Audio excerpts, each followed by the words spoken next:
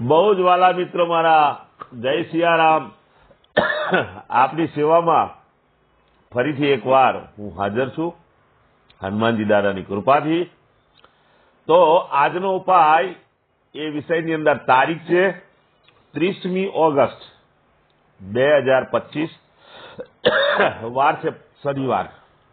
વાલા મિત્રો, પંચાંગ કહે છે ભાદ્રપદ મહિનો છે, શુક્લ પક્ષ છે, વિશાખા નક્ષત્ર છે, ઇન્દ્ર યોગ છે, તુલા રાશિનો ચંદ્ર છે, સિંહ રાશિનો સૂર્ય છે.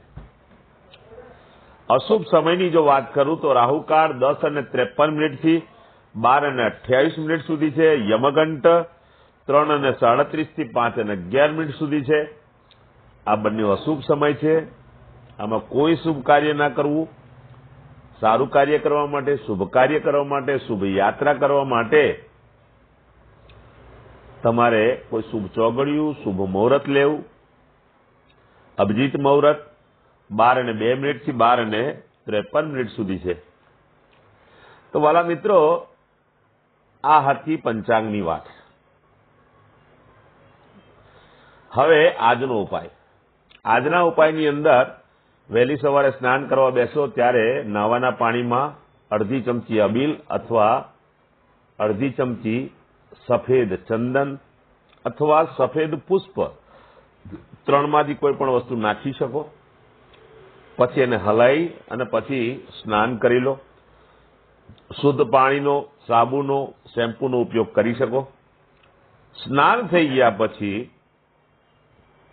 તમારે પહેલું કામ એ કરવાનું છે કે કપડાં પહેરીને તમારા ડાબા અને જમણા પગના અંગૂઠાની નીચે સરસિયાના તેલના તિલક કરવાના છે. આ કાર્ય પતી જાય ત્યાર પછી ગણપતિ મંદિરે જવાનું છે અથવા ગણપતિનું જ્યાં સ્થાપન થયું ત્યાં જઈ દરો અને 9 લવિંગ શ્રી ગણપતિ દાદાને અર્પણ કરવાના છે. ત્યાર પછી એક સફેદ કાગળની અંદર એક અડધી ચમચી જેટલા કાળા તલ લેવાના, એની પડીકી વારવાની, પોતાના નીચેના કમરથી નીચેના ભાગના પોકેટની અંદર 24 કલાક માટે રાખવાની. બીજા દિવસે વહેલી સવારે તમારે પીપળાના ઝાડની નીચે અથવા તમારે કોઈ પણ દેવ મંદિરમાં જઈને મૂકી આવવાની. સંધ્યાકાળે શ્રી હનુમાનજી દાદાને પશ્ચિમ દિશા તરફનું મુખ રાખીને એક હનુમાન ચાલીસા, કાગભૂષણની રામાયણજીનો પાઠ તમારે દાદાને અર્પણ કરવાનો. સમય હોય તો સુંદરકાંડ પણ અર્પણ કરી શકો. રાત્રે સૂતી વખતે પોતાની જ પથારીમાં બેસી પલાઠી વાળીને ઓમ કૃષ્ણાય વાસુદેવાય હરે પરમાત્મને પ્રણત ક્લેશનાશાય ગોવિંદાય નમો નમઃ આ મંત્ર યથાશક્તિ બોલી જવો. જેનો જન્મ દિવસ 30મી ઓગસ્ટ અને શનિવારના દિવસે છે એવા મારા વાલા મિત્રોને સૌ પ્રથમ તો જન્મદિવસની શુભકામના. ત્યાર પછી મેં કહ્યું તે પ્રમાણે તમારે સ્નાન કરવાનું, મેં કહ્યું તે પ્રમાણે તમારે પગમાં તિલક કરવાના. આ બે કાર્ય કર્યા પછી ચણાના લોટનું બનેલું ફરસાણ સંધ્યાકાળે નાના નાના બાળકોને વેચવાનું. ઉત્તમ પરિણામ તમને આખું વર્ષ આપશે.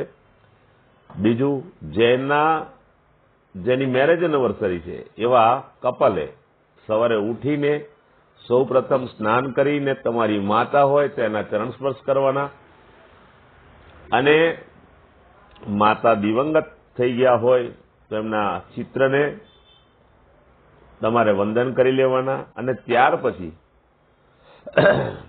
મહાદેવના મંદિરમાં જઈને ઘી અર્પણ કરવાનું છે, ઘીનું દાન કરવાનું. બસ આટલો જ ઉપાય. ભગવાનની કૃપાથી આખું વર્ષ તમારું બહુ જ આનંદ સહિત નિરોગી પસાર થશે. આ હતો મારો આજનો ઉપાય.